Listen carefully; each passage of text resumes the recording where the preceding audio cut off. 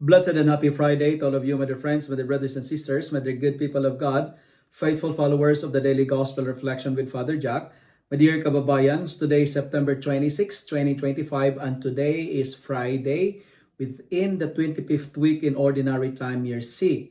Today's Gospel is on the beautiful and the wonderful account of the Gospel of Luke, chapter 9, verses 23 to 26.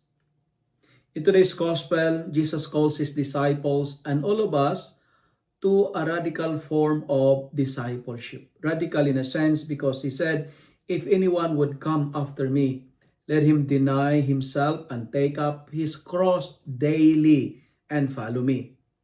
This call is not merely about enduring suffering.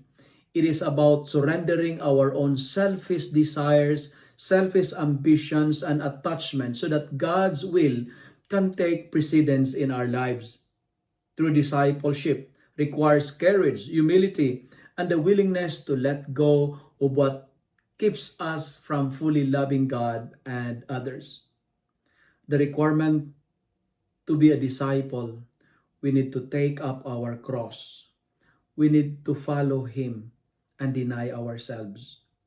And theologically speaking, taking up the cross is a participation in Christ's own mission. To follow Jesus is to embrace both His joy and His trials, to live for eternal values rather than the fleeting worldly approval.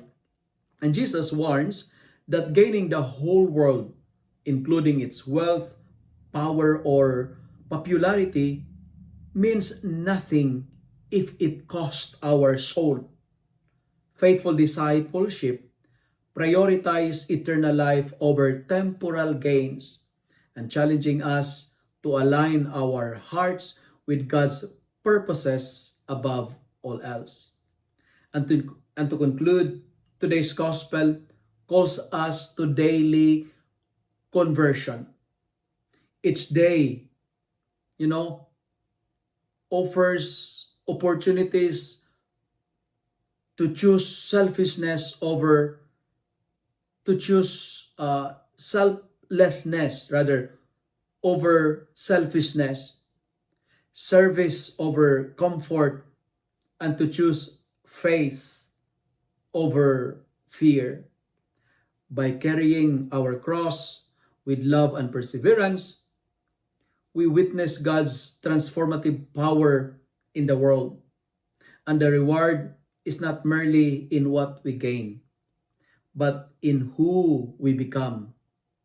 Because in following Him, we become authentic followers of Christ, ready to live, and if necessary, die in His name. My dear friends, let me end my reflection with 3 S. First, salvation. If we need to be saved, it requires self-denial. Deny ourselves because we are not the Messiah.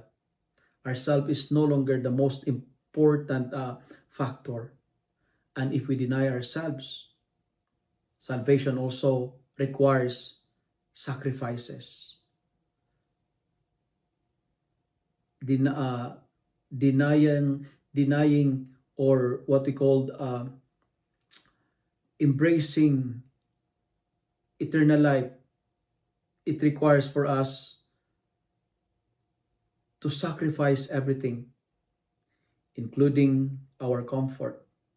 Because the promise of God, when we follow Him, He promised us eternal life, not comfortable life. Salvation requires self-denial and sacrifices if we wanted to be His disciples.